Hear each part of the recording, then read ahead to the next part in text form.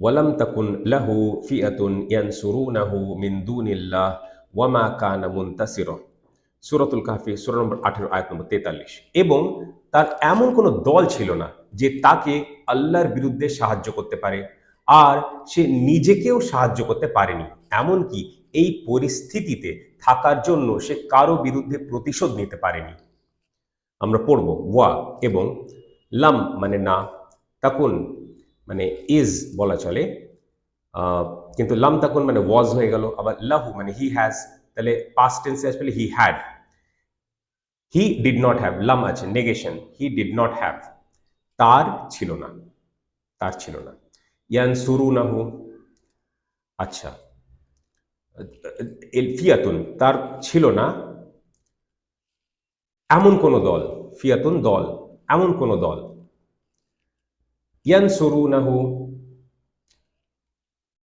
মানে প্লুরালে আছে, they help হেম, যে তাকে সাহায্য করতে পারে, মিন দুনিল্লাহ আল্লাহর বিরুদ্ধে। তাহলে পুরো মানে আয়াতে এই বাক্যাংশটা কি হলো, ওয়ালাম তাকুল্লাহু ফিয়াতুই ইয়ানসুরুনাহু মিন দুনিল্লাহ, এবং তার এমন কোনো দল ছিল না যে তাকে আল্লাহর বিরুদ্ধে সাহায্য করতে পারে। ওয়া আর মা কানা মুনতাসিরন, আর সে নিজেকেও সাহায্য করতে পারেনি। এই জায়গাটা একটু বোঝাবো। ওয়া আর মা মানে হচ্ছে না, কানা ওয়াজ, মুনতাসিরন, মুনতাসিরন এটা হচ্ছে ইসম ফাইল, মানে the doer, the one who does, যে কাজটা করছে। নাসরা শব্দ থেকে এসছে, হেল্প থেকে, তাহলে সাহায্য, সে নিজেকেও সাহায্য করতে পারেনি, এই ব্যাপারটা একটা হলো। তাহলে তারপরে এটা কি লিখেছি আবার, তাহলে এই যে ফ্যামিলিটা আছে, ইনতাসারা ইয়ান্তিসুর ইনতিসারান ফাহুম মুনতাসিরুন, এই এর আরেকটা অর্থ আছে যেটার মানে হচ্ছে রিভেঞ্জ বা প্রতিশোধ। সেই দিক দিয়ে মানে দেখতে গেলে আয়াতটা, এই আয়াতের অংশটা এরকম হবে, এমনকি এই পরিস্থিতি থাকার জন্য সে কারো বিরুদ্ধে প্রতিশোধ নিতে পারেনি। প্রতিশোধ কার বিরুদ্ধে নেবে, সে নিজেই তো দেশে, সে নিজেই স্বীকার করছে যে সে শিরক করেছিল।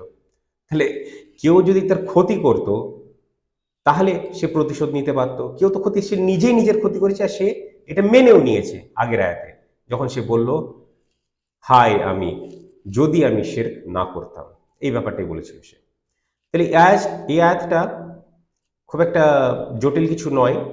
একটা ইন্টারেস্টিং ব্যাপার ছিল মুনতাসিরন ইসম ফাইল, তাহলে এটা প্যাসিভ নয়, তো যারা প্যাসিভে অনুবাদ করেছে সেটা ভুল। নর ওয়াজ হি হেল্প, এরকম নয়, এটা প্যাসিভ অ্যাক্টিভ।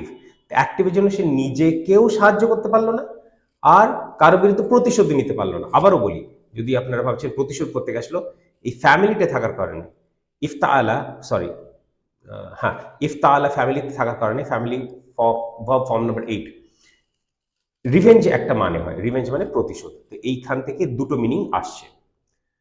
তাহলে ব্যাপারটা বোঝা গেল। তাকুন মানে ইজ, লাম তাকুন মানে ওয়াজ, ইন্টারেস্টিং কনস্ট্রাক্ট। কানা মানে ওয়াজ, মা মানে তো নেগেশন, লাম যেরকম নেগেশন একই রকম কানা নেগেশন। তাহলে কি দাঁড়ালো, আরেকবার পড়ে নি চট করে। ওয়া এবং লাম না তাকুন ইজ, লাম তাকুন ওয়াজ, লাহু he has, so he had, he did not have তার ছিল না, এমন কোন দল, ফিয়াতুন এমন কোন দল, ইয়ানসুরু নাহু মানে দে কুড হেল্প হিম, তারা তাকে সাহায্য করতে পারে, এরকম কোনো দল ছিল না। তাহলে এই একভাবে পড়লে কি হবে, এবং তারা, এবং তার এমন কোনো দল ছিল না যে তাকে আল্লাহর বিরুদ্ধে, আচ্ছা, মিন দুনিল্লাহ, মিন দুনিল্লাহ, আল্লাহ তো আল্লাহ, মিন দুনি আদার দেন মানে এগেনস্ট বলা যায়, একটু এমফেসিস আছে, মিন থাকার কারণে এমফেসিস আছে, এগেনস্ট, মিন দুনি এগেনস্ট, আদার দেন এগেনস্ট বিসাইডস এগুলো পড়া যায়, এমফেসিস আছে, মিন দুনি এগেনস্ট আল্লাহ, আল্লাহর বিরুদ্ধে সাহায্য করতে পারে, এরকম কোনো দলই ছিল না। ঠিক আছে, তাহলে কি হলো, এবং তার এমন কোনো দল ছিল না যে তাকে আল্লাহর বিরুদ্ধে সাহায্য করতে পারে। তারপরে এই পার্ট পোর্শনটা আরো সহজ, ওয়া আর মা না, কান মা মানে না, আর কানা মানে ওয়াজ, মুনতাসিরন মানে, মানে কি বলবো, যে সাহায্য করে সে নিজেই যে সাহায্য করে, তাহলে সে নিজেকেই সাহায্য করতে পারেনি, তাই তো। সে যে মানে the one who does the doer pattern এটা, তাহলে যে সাহায্য করে সে নিজে, আর সে নিজেকেও সাহায্য করতে পারেনি। এরকম পরিস্থিতি কি করে সে নিজেকে সাহায্য করবে? ও যে ইগো সব তো ভেঙে চুরমার, চোখের সামনে দেখতে পাচ্ছে তার পরিণতি, পরিণাম, যাই বলি না কেন, ফলাফল, ফলাফল, ফল শব্দটা এসেই যায়, ইন্টারেস্টিং ওয়ার্ড, তাই না? সেই সামার শব্দটা ফ্রুট, ফ্রুট অফ লেবার, ওই ফল, শ্রমের ফল, এই একই একই কনসেপ্ট, মুনতাসিরন। আর সেকেন্ড মিনিংটা এ, তাহলে আর সে নিজেকেও সাহায্য করতে পারেনি। আর ইসম ফাইলে থাকার কারণে যেহেতু রিভেঞ্জ বা প্রতিশোধ আরেকটা অর্থ, এই ওয়ার্ডটারই অর্থ ইন্তাসরা, ঠিক আছে? তাহলে এমনকি এই পরিস্থিতি থাকার জন্য সে কারো বিরুদ্ধে প্রতিশোধও নিতে পারেনি। কি করে নেবে? কার বিরুদ্ধে? সে নিজেই তো দোষী। যাই হোক, এটা দুবার বললাম, দরকার ছিল না। সহজ সরল আয়াত, আমরা কি করবো একবার গ্রামাটিক্যাল রুল একবার আরবি আয়াতটা পড়ে নেবো, আর তারপরে বাংলা অনুবাদটা আরেকবার পড়ে নেবো। তার আগে একটা দুটো কথা বলে দিই, যে কোনো দল ছিল না, সে গর্ব করছিল না, নফর কি হলো এবার? কেউ পারলো সাহায্য করতে? আল্লাহ যখন, মানে আল্লাহ যখন কিছু নির্ধারণ করেন, এটা বদদুয়ার পরিণতি এটা, তাহলে তার বিরুদ্ধে কেউ সাহায্য করতে পারে না, পরিষ্কার এই ইতিহাস থেকে, হিস্ট্রি থেকে। এমনকি সে নিজেকে, এত যে ইগো ছিল, তাই না, গর্ব দম্ভ সব চুরমার, সে নিজেকেও সাহায্য করতে পারেনি। সে কারো বিরুদ্ধে প্রতিশোধ নিতে পারে, সে নিজেই দোষী, দোষ করলে তো প্রতিশোধ নেওয়ার ব্যাপারটা আসে। যাই হোক, তিন চারবার একই কথা বোঝাচ্ছি। তো মেসেজটা কি? মেসেজটা হলো যে যখন এরকম ঘটে যায় তারপরে আর কোনো লাভ নেই। ফিরাউন যে যখন ডুবে যাওয়ার আগে বলল আমি ঈমান আনলাম মূসার রবের প্রতি, আর লাভ নেই। এখন ফেরাও, আল্লাহ সুবহানাহু ওয়া তাআলা বলেছেন এখন লাভ নেই।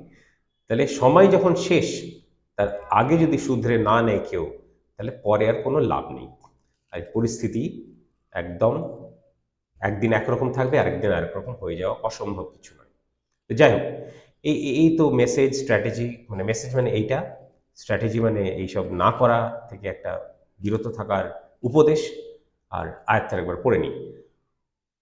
ওয়ালাম তাকুন লাহু ফিআতুন ইয়ানসুরুনাহু মিন দুনি আল্লাহি ওয়ামা কানা মুনতাসিরন, এবং তার এমন কোনো দল ছিল না যে তাকে আল্লাহর বিরুদ্ধে সাহায্য করতে পারে, আর সে নিজেকেও সাহায্য করতে পারেনি।